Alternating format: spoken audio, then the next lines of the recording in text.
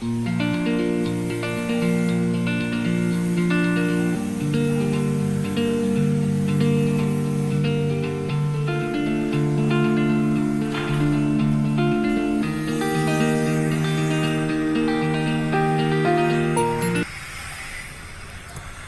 of now, let it suffice to tell you that salutogenesis or salutogenic elements are elements that promise a kind of a psychosomatic well-being, your physical and mental well-being.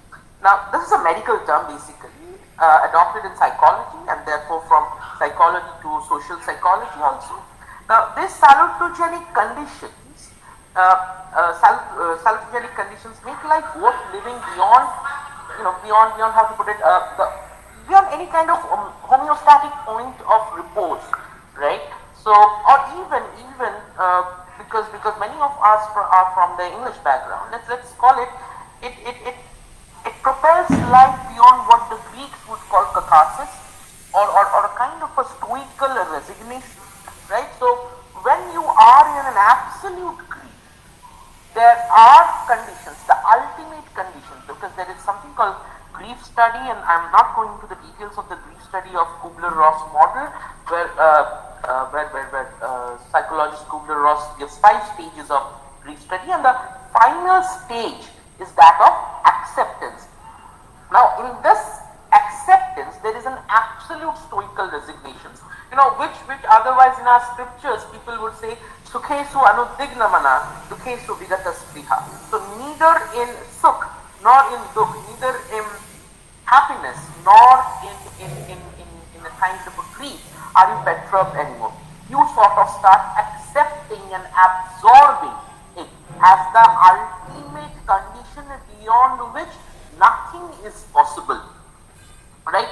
Now, this to put in a more common layman's term, it's a kind of an absolute acceptance, right? So what I am trying to say is that salutogenic element pushes and propels us beyond this in search of a meaning for life, right? I will prove how communication beyond this kind of a resignation and acceptance of losses that we have encountered due to pandemic. And mind you, these losses are not simply losses of human lives. Going back to my child's case, she has lost her friends. Now she cannot go and meet her friends. She has lost being there in the school. She has lost the normal life. She cannot move beyond her house. Things are far more difficult for many more people in terms of losses. So when we try to find a meaning beyond these losses, this is what is positive communication. And this is how we'll see how this positive communication evolves through salutogenic elements. Finally, I will talk about a host of examples. I had videos, we'll again try to see if these videos are a possibility, right? So if they are, then surely we'll play. Okay, now, and the next slide. The COVID-19 pandemic has created a terrifying new normal. A normal that is filled with losses, as I said, prohibitions, grief, anxiety, death, fear. But it is not the new normal around COVID-19 that is only disturbing. So it is there, it is disturbing, but it is not only this that is absolutely disturbing. Amid such situation, what becomes far more disturbing is perhaps this, right? So, okay.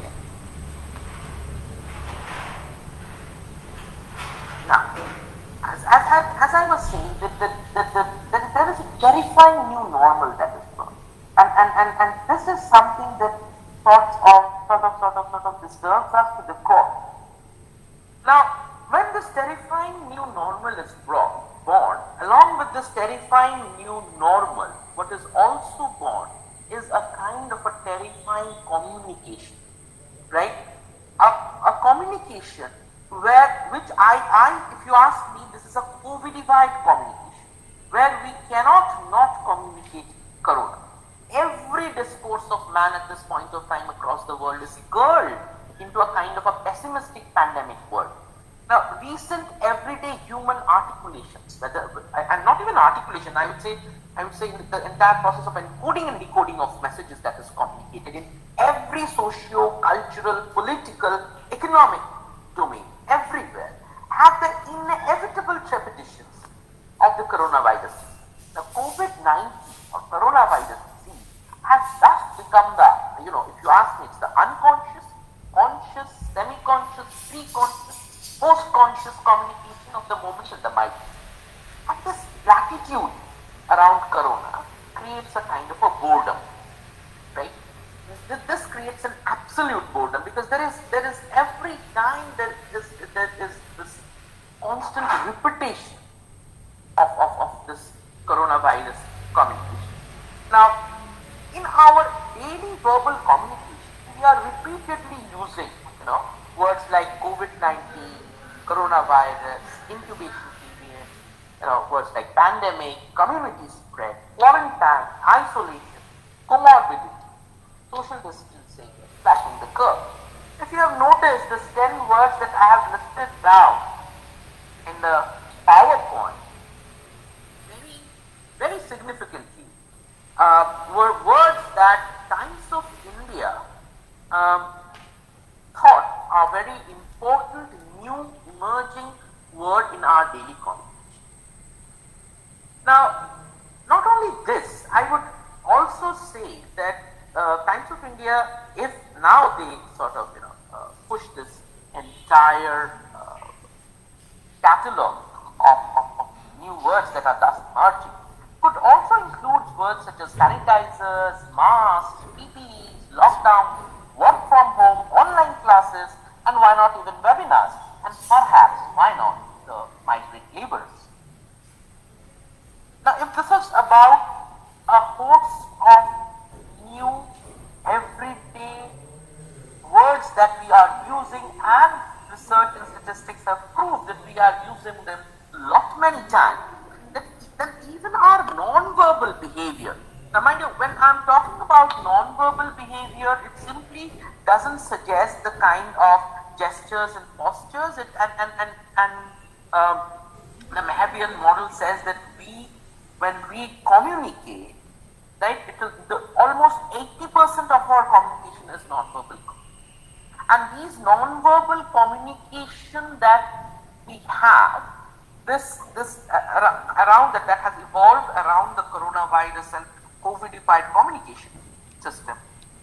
And not only this, it has also been ordained, sanctioned, institutionalized by the state. These kind of non-verbal communications, for example, regular ritualistic washing of hands, sanitizing them, wearing masks, maintaining kind of social distance, and usually not touching your eyes, your mouth, staying inside the house. So all these have become almost a kind of a regular practice and a kind of habit with us. Right? And what is very interesting is what has all this led us to.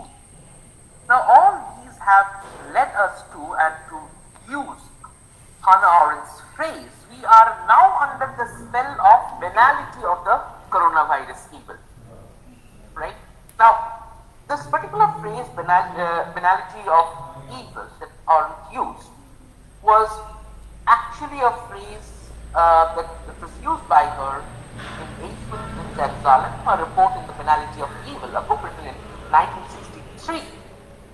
Now, over here in this particular book, she talks about a Nazi bureaucrat, Eichmann, who in his act was neither a pervert, he was neither a sadist while he was watching, but he was very terrifyingly normal. So Arendt found out through her interview with Eichmann that this man was a very terrifyingly normal man, right? And I'm using this word as an exceptional word within quotes. And this man was found to be exceptionally thoughtless in the kind of work that he was engaged in. So he was a bureaucratic person, right? He was not directly involved in, pulling the handle of the gas chamber and killing the Jews. No. But what was found out about this man is that this man had no clue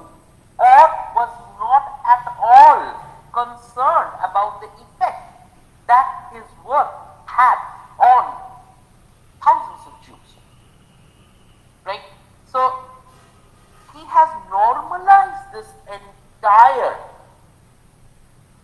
mode of working as a bureaucrat in the Nazi system. Now, perhaps he was not consciously hurting the psyche of another person, just as we are not consciously hurting the psyche of another human being while we are uttering certain things, while we are behaving in a certain manner, while we are indulging whether in a verbal communication mode or in a non-verbal communication mode. Whatever be our channel or our method of communication, maybe consciously we are not doing, maybe, right? But in effect, it is creating a huge psychological impact on another person, and we have no clue about it.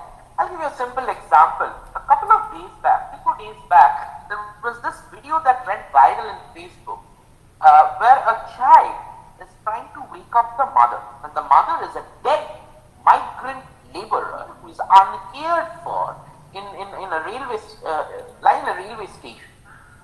Now, what is very intriguing about this is the intention of the person who posted this. Right?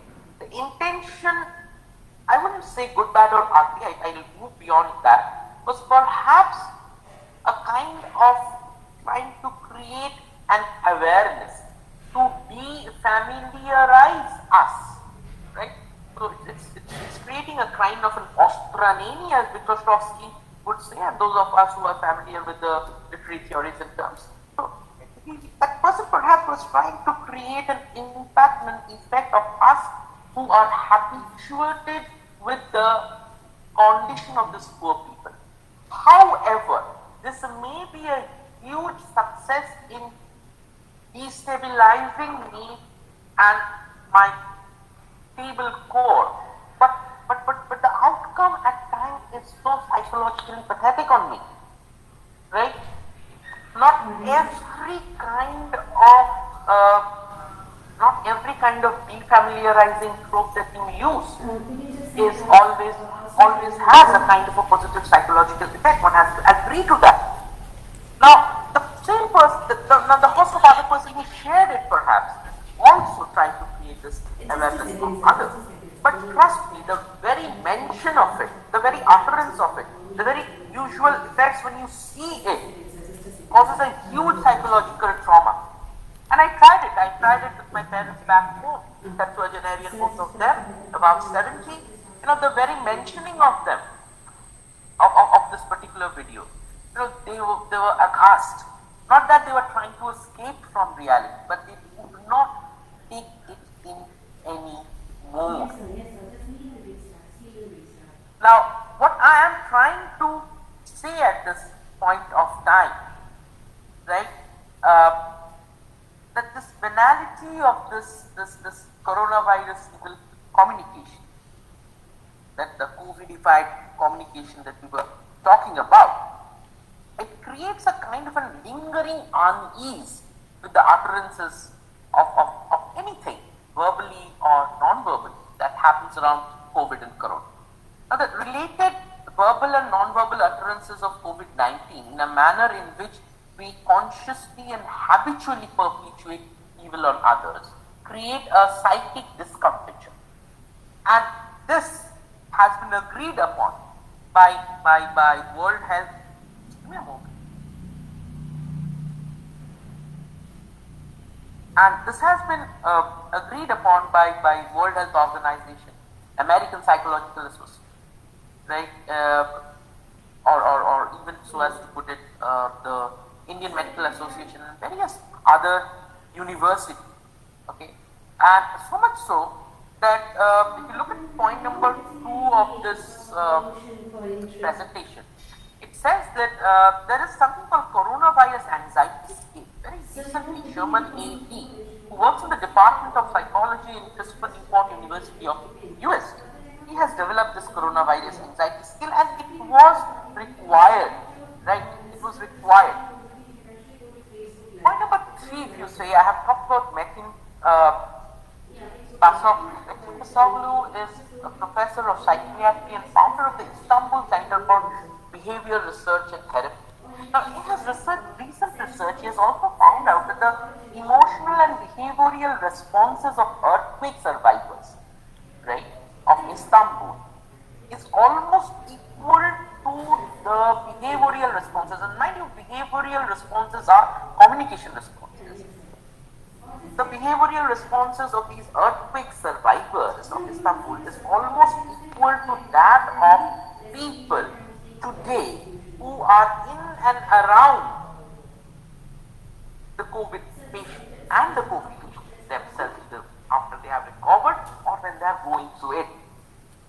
Now, these are things that are extremely disturbing for us, and it is here where the need of the hour is to push us beyond the moment of grief. It is here where we need certain salutogenic factors determining our communication, propelling it with a sense of positivity towards a psychological well-being. So the essential purpose of positive communication beyond this grief is to propel us beyond every kind of grief and create a kind of a psychosomatic well-being. Now,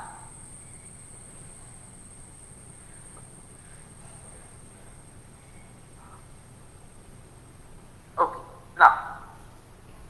now what is salutogenesis?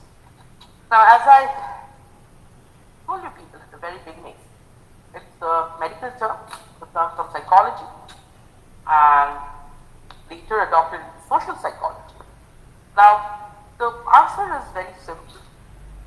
It's as opposed to pathogenesis, salutogenesis. Now, the word patho means sadness or grief, right? And salutogenesis, the salubrious, the word salubrious as it comes from the Latin word means well-being and health.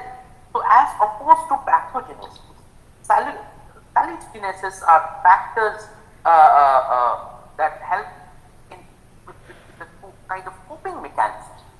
So these are kind of coping mechanism by human beings that generates a kind of a psychosomatic well-being. Now this term was first coined by Aaron Antonovsky, a professor of medical sociology, in his 1979 book called Health, Stress and Coping.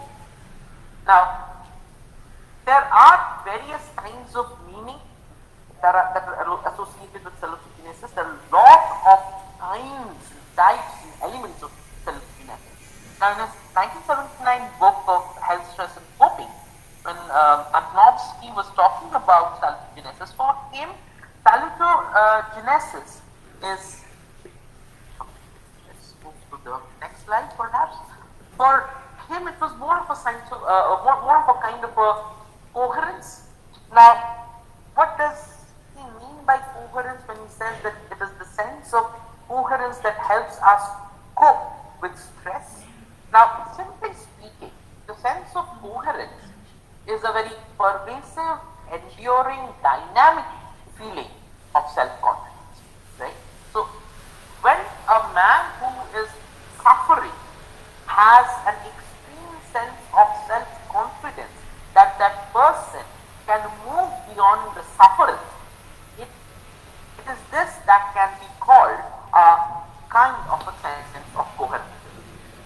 Now, if I speak of positive communication that propels us beyond the pandemic grief, I may jolly well of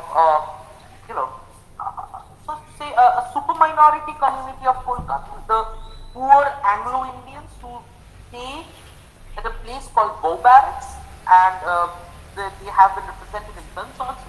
Now, when lockdown 1.0 was happening, we found these group of people standing, in the barracks, holding placards saying that we shall overcome, and together all of them singing the we shall overcome.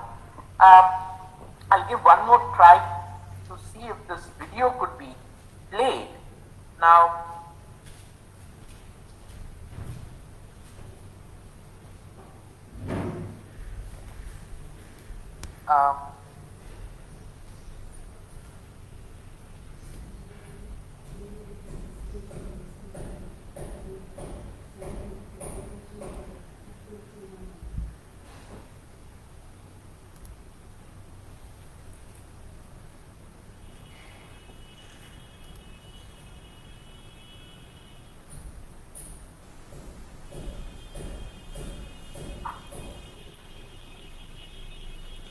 I don't think you are able to play this video. Um, there seems to be some kind of issue today. So that takes out the effect of the entire presentation. No wonder, but then as I said at the very beginning, we have to, now if you want to really see this, the Times of India had covered it. So if you if you have Twitter accounts, or if you even have Facebook accounts, or if you have access to Times of India, you can just simply Google for Anglo-Indians, Bow Barracks, Kolkata and Vishloka. It's a wonderful thing to see, right? How these people are trying to cope with this entire situation. And as I said, that they are poor, they are minority group, they have their own issues, but this is what is self-confidence all about. Now, salutogenic coping with stress in an attempt to rid us of our life, as I said at the very beginning, finds various kind of expression, right? Now, let us have a look at this salutogenic umbrella. Okay. Now, if you just see the salutogenic umbrella that was designed by Monica Eriksson, who is a professor of public health and health promotion at the University of West Sweden. Now, in this particular umbrella, now this is a very important thing for us, for all of us, and I do not think people usually discuss this in communication. I have not seen a single work in communication studies across the world that talks about salutogenic effects. Sir, just a minute, yeah. Sir. May I interrupt you again? Sir, if you can ping the PowerPoint presentation, we could see it completely. Make it full screen. I go for a slideshow now? Yes, sir. Yes, sir. For a slideshow. Yeah, I'll tell you what is the problem. The problem is my written material, I have it on the screen. Therefore, okay then. Okay, yes, sir. Yeah, no problem. You can continue as you wish. I'll tell you what. I'll just focus on this particular slide because this is very important for all of us. Okay, sir. As you wish, sir. Now it's visible. Now it's more visible to all of you. No, sir. The other one was better, sir. The other one was better, sir. The other way. Yeah, this is fine. This is better? Yes, sir. Okay, but that was full screen by the way. But then we couldn't get the whole thing.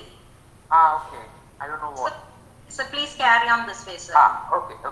Now, what happens in this salutogenesis, if we see properly, we find that there are a lot of concepts, right? For example, the concept of thriving, right? When you have the desire to thrive beyond the dream, and this is a concept that was given by Cyril. The concept of empathy, Eisenberg's concept of empathy, we'll talk about it. The concept of coping mechanism by Laskus, the concept of reasonableness by Kaplan. We'll talk about the concept of humor as put by Martin. We'll talk about the concept of cultural capital by Bourdieu. Many of us are very familiar with Bourdieu's cultural capital, those of us who do a lot of literary theory and social theory.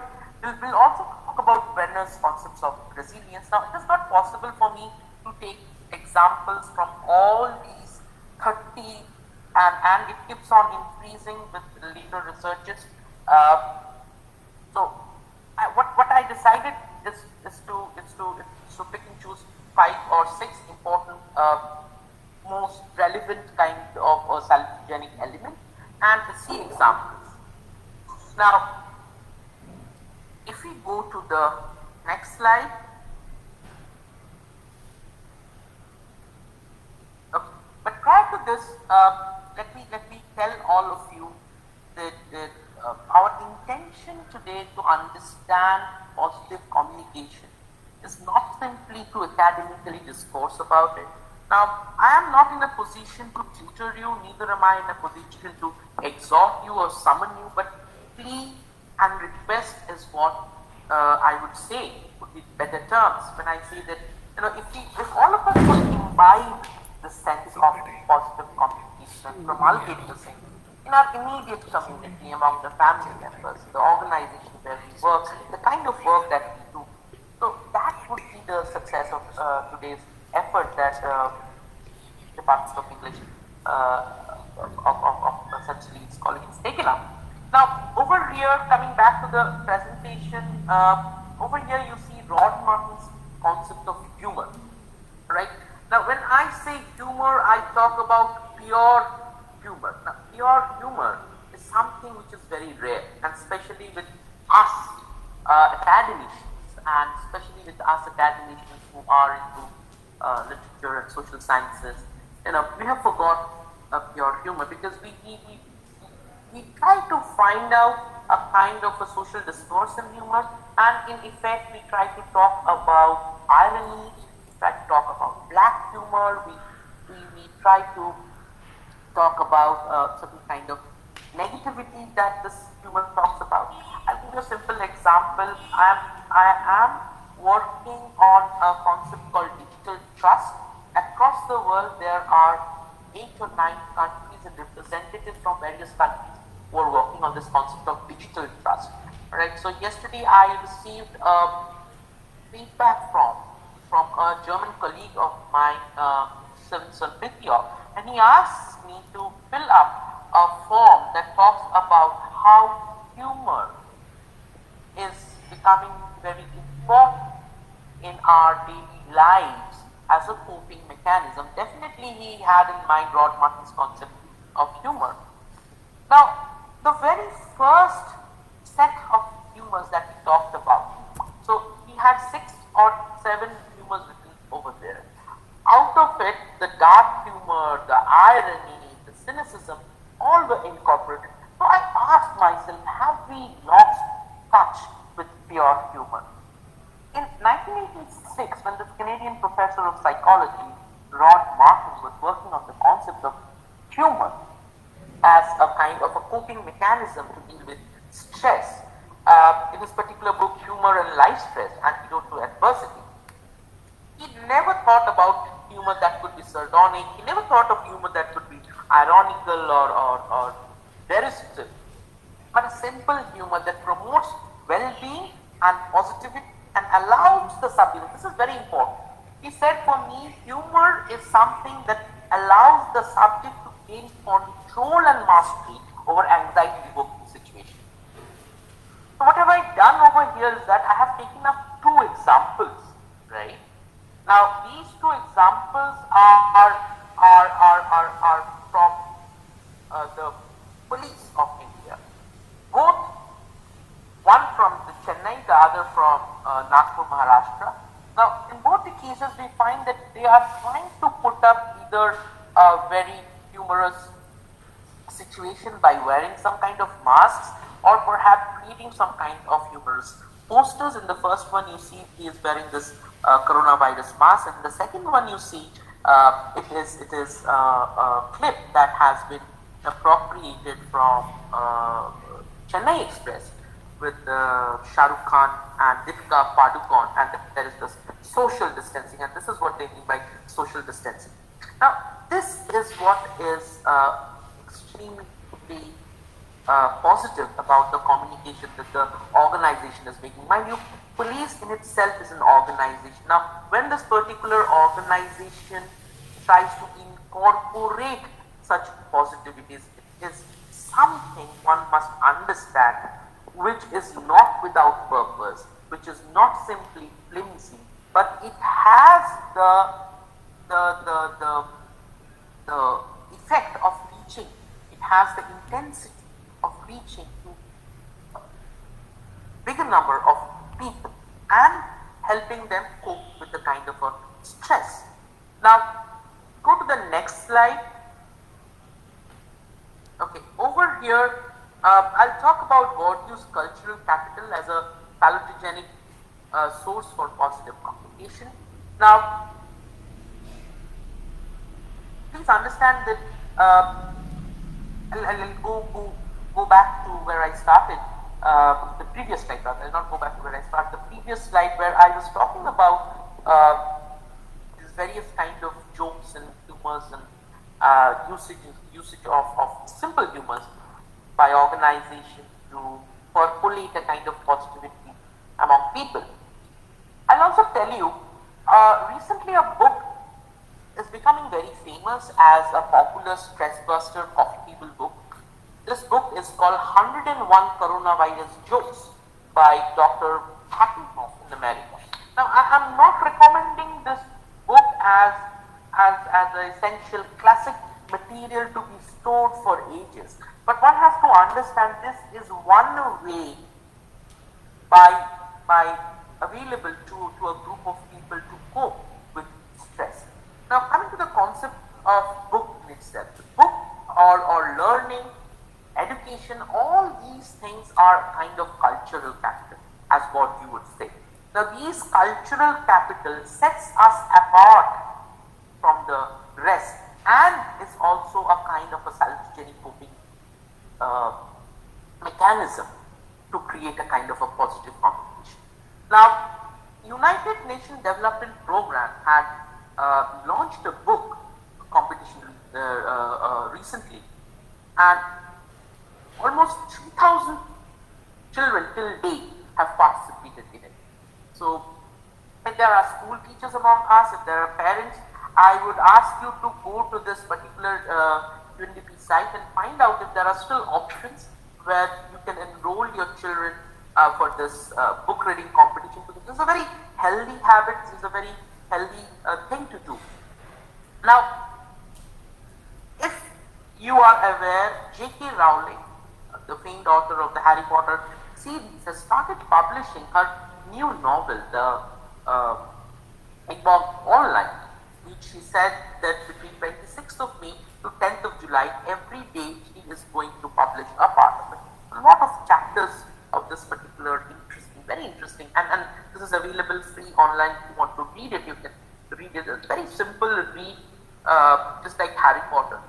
And not only this, what Rowling has done is that Rowling has asked children to enter into a competition to illustrate her particular book that is going to come up in the form of an ebook version in September or October and a print version in December, and every region would have their own kind of illustration. For example, Indian when an Indian print comes out, so that we expect that there will be certain illustration by Indian children for this book. Now, over here, let me also tell you that Rowling has sort of pledged to give away all her royalties from this book to communities who are impacted by the pandemic. Now, incrementing our cultural capital may not be simply about reading books. It may also be taking up a lot of free online courses, as lot of our students are doing it, lot of our teachers are doing it, professionals are doing it, indulging in a hobby, co-curricular activities, finding time for something that you had not done as of now, and something that sets you apart, requires a kind of a skill, kind of knowledge to do that, right? So you will find people, which we call balcony concerts that are happening, something that started in Italy and was quickly taken up by entire Europe, America, and even India. We have a lot of balcony concerts, right? So that was also very important. Now, if we go to the next slide, over here, I'll talk about Mihai Csikszentmihalyi's concept of flow, right? Now, what is this concept of flow? As Mihai Csikszentmihalyi says, that it is being involved in an activity, being engrossed in an activity where nothing else seems to matter to you.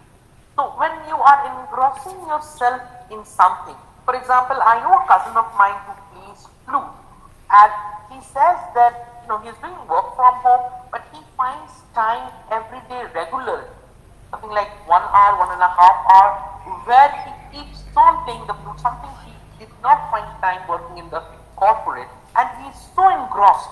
He says that nothing else exists for me at that point of time, right? So he's working in an organization which is on the verge of laying off people. He might lose his job, but he says this is the only thing that gives me a kind of a sustenance to cope. couple of days back in Times of India again, I was going through an interview of the renowned Kathak dancer Viju Maharaj with this person who is almost 90 years old. Says that at this point of time I am also trying to practice music and dance because that engages me. I wake up to sounds these days beyond the honking, to something that is much more pleasing. I wake up to the sounds of he says khungun or a payal, whatever you call it, and he says that is beautiful and soothing for me.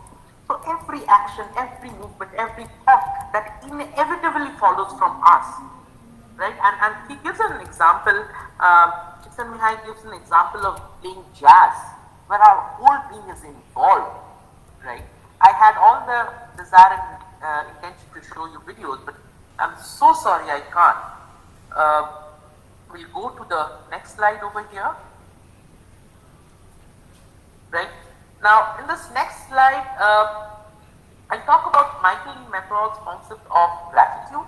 Now, when I'm talking the concept of gratitude, and this is how he defines it, he says that it is the general tendency to recognize, very important, recognize and respond with grateful emotion to the roles of other people's benevolence in positive experiences and outcomes that one obtains. You know, we had criticized a lot of Tali Bajao and Thali Bajao, and I am not taking sides with any party. But over here, the intention was simple, to sort of show respect. Now, there might be discourses against it as how much of it was practical, how much of it was wanted, but then people who did, when they did as they did and did it with a genuine sense of response and recognition towards the grateful emotions of the roles of other people's benevolence, it definitely mattered, right? So this is also a coping mechanism, mind you.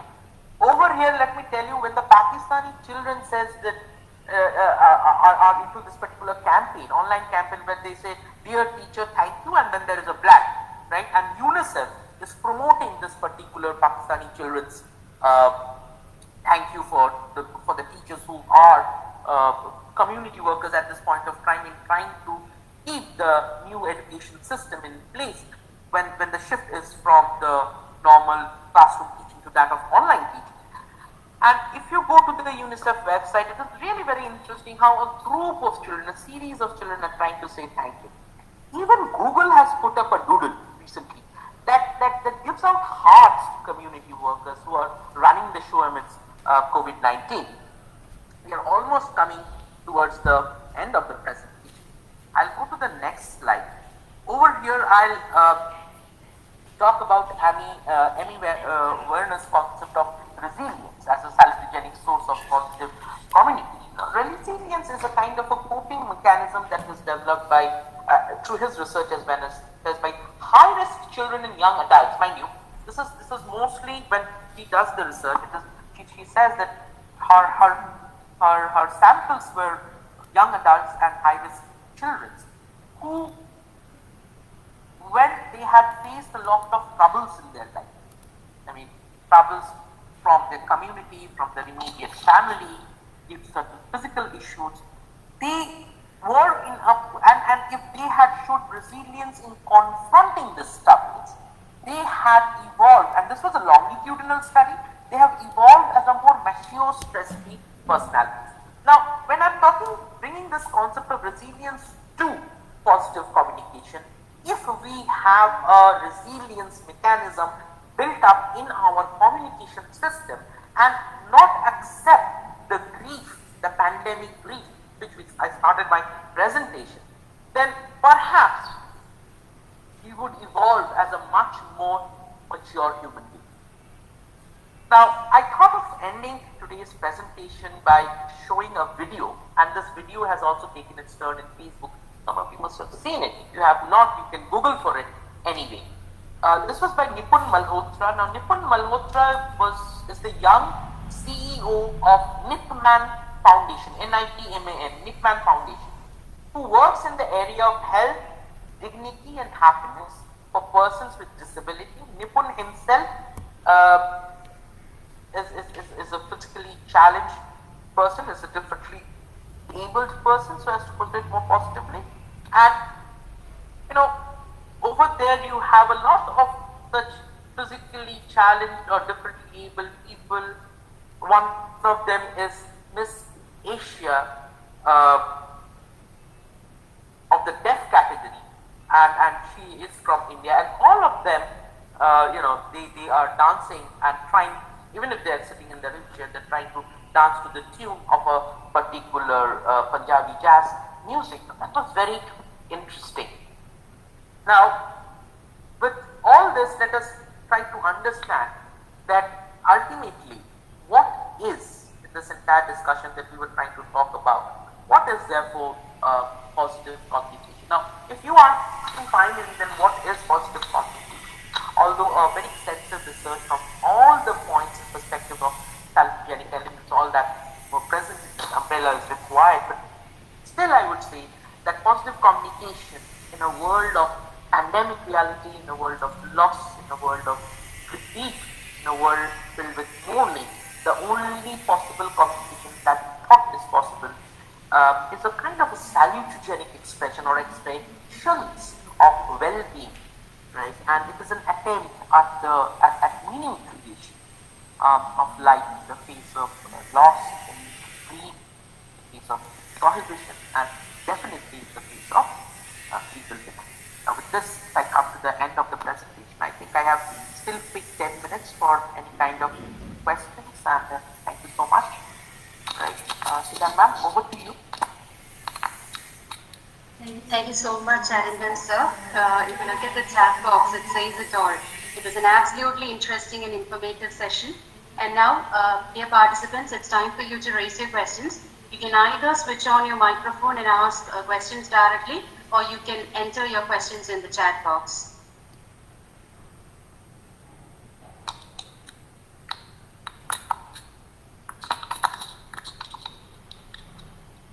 I thank various participants who have found it interesting.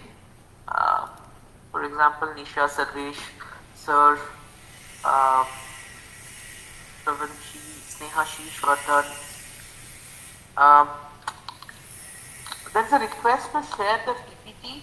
I wish I could, but this is research, so there might be some issues with the copyright for the time being. But once it is done, if I happen to get it published somewhere, surely I'll upload the same in ResearchGate, so you can have a look at it, right?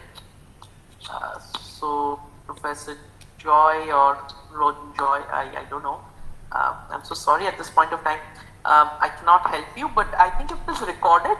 And Suzanne ma'am wants to upload the recording, and I'm so sorry. And as I started with an apology, and that apology definitely is reiterated that I couldn't show you the videos, but go back to your Facebook, because these are videos not created by me, but rather sourced out by me. So if you look into these videos, definitely you would be able to understand from where I was coming. Let me quickly check. As of now, I don't think I have much questions.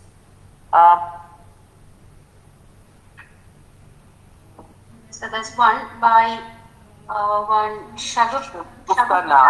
Yes, sir. We are seeing different pessimistic incidents every day. In this situation, negative thoughts naturally come to the mind. How can we recover them? I'll tell you, do not ever try to recover them, right? Try to face them. There's a difference between the two.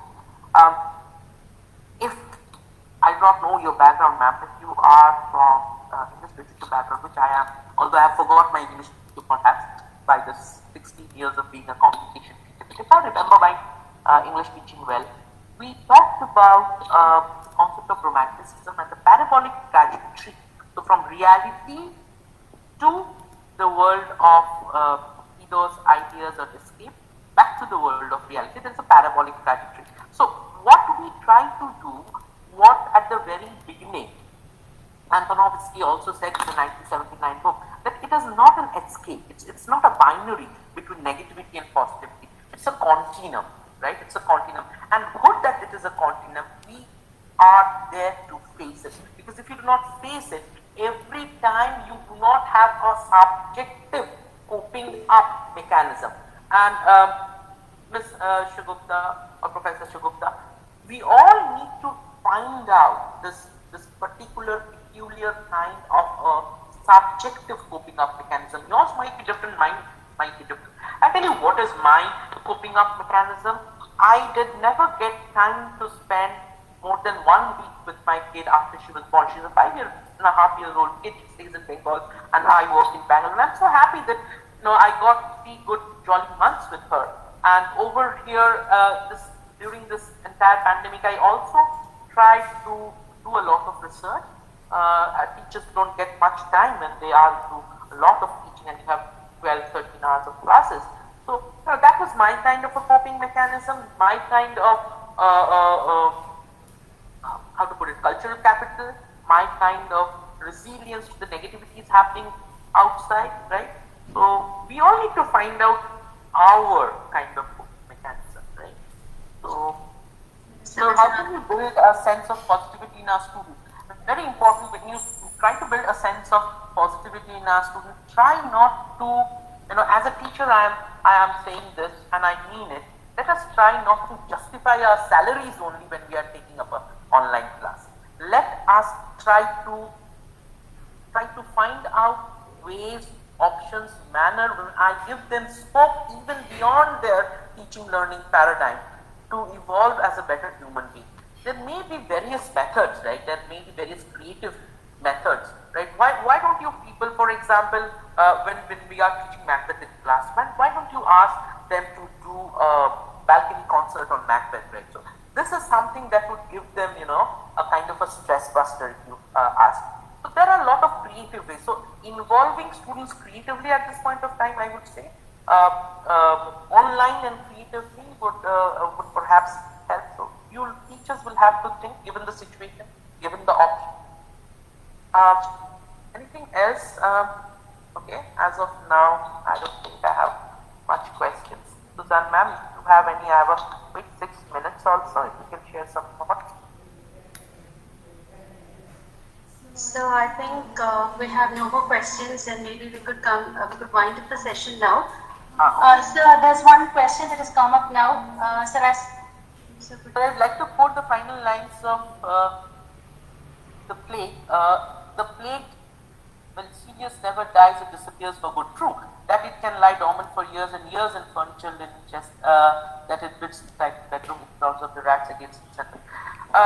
Very true, very true. So I would say the first writing that came up was against this entire concept of pandemic was by Agamben. So if you go back to Agamben's writing, it is available online. Agamben dismissed the entire idea, and a lot of critics, left liberal critics also, who criticized Agamben because he dismissed this entire concept. Now you will have to understand Agamben at his age, his perception, because beyond being a scholar, he is also a human being. So whatever emanates out of his thoughts, right? His own thoughts that he nourishes. So when Agamben dismissed that entire idea, I found it very interesting from a communication perspective, because I felt that it was in a way in which he was trying to cope up with pandemic. Right? If this dismissal for him was required at this point of time. Right? So that is very important. Thank you for sharing this quote from Plato. It's really important. And there are other philosophers also who have written. If you read Amartya Sen, if you read Harari, if you read other critics also who have written in not many manners, but ultimately it comes down to this complication also. As Amartya Sen says that governance is listening. So what should government do? This is also from communication. Government should listen a lot, right? So this is very important. So there are a lot of communication perspectives that have evolved, even a lot of social theorists who have talked about it. I think I've already answered how positivity overcomes negativity. It's not a matter of overcoming, it's a matter of piecing. Please understand the difference between the two. The environment is demotivating us through, if only you let yourself get demotivated, it can. Nobody else can allow you to get demotivated. share an example from Elizabeth Kubler-Ross. Elizabeth Kubler-Ross, American psychologist and a grief study expert, when she was 19, she visited the Marjanic concentration camp in 1950s, early 50s, and over there she found out that in this camp where children and were kept in the gas chambers, the entire wall of this gas chamber were filled with butterfly images. And you know how these butterfly images were made? They were made with the fingernails of the children, right? Before their death, all of them had created a lot of butterflies. And Elizabeth Kubler-Ross says that it was a moment of epiphany for me to understand that there is still hope. There is still hope even if I have to face death. Our situations are not that green. Our situations are not that tense. So if we believe we can, surely we will, right? So I think with this we can end the presentation. Thank you, Suzanne ma'am. Thank all of you. So there's actually one more question raised by Jehangir JS. In the pandemic, Zizek also reiterates the same idea. Zizek talks about a new communism. Is it true? I have missed the question. It talks about what now? So I'll read the question once again. Yeah. Sure. In the pandemic or panic, Zizek also has reiterated the same idea. Zizek talks about a new communism. Is it true? This is beyond the talk today. Whether it is a new communism or not, for that we'll have to understand what is the concept of community. The concept of community comes from the concept of commune, which means that, there were two meanings: exchanging gifts. The very word communication comes out of it also. So exchanging of gifts, and two, building a fortified wall around the community of folk. In both these cases, what you try to do is that you try to avoid any kind of slippage when you are creating a wall, and when you are exchanging gift, you try to give the best. So when you try to give the best to the other person, and when you are trying not to allow any kind of slippage of negativity and do not allow any kind of negativity to penetrate, definitely we'll have to think of a community, a very strong community, if that is how I really believe, right? So I think that is also very important. From the perspective of a communication leader, mind you, I am trying to think from, I'm trying to talk about speak over here. So when I read Zizek as a communication expert, I believe when he talks about the new commune, I believe it is about a positive community that he is actually trying to talk about, right? Okay, any other questions?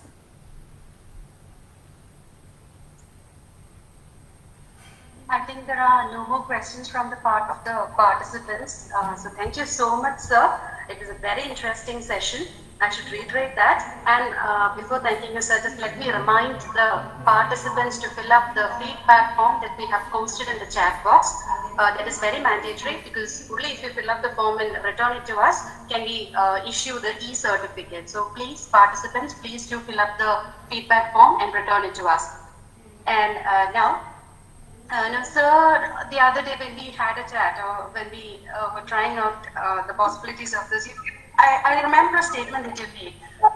You told that communication has now boiled down to mere handshakes. But I should say, sir, in an hour's time, you have shown us the nuances of communication, its philosophical and theoretical sides, and not forgetting to touch upon the humorous side also.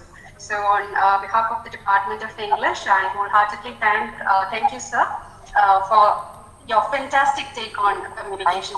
Very interesting session, and that has been very clearly stated by the participants in the chat box as well. And now let me take this opportunity to thank the participants who have joined us from various universities across India, and this has been done through Google Meet as well as Facebook. Thank you so much for the interest that you have shown, and thank you once again for joining us. So I think it's time for us to wind up the session. Thank you.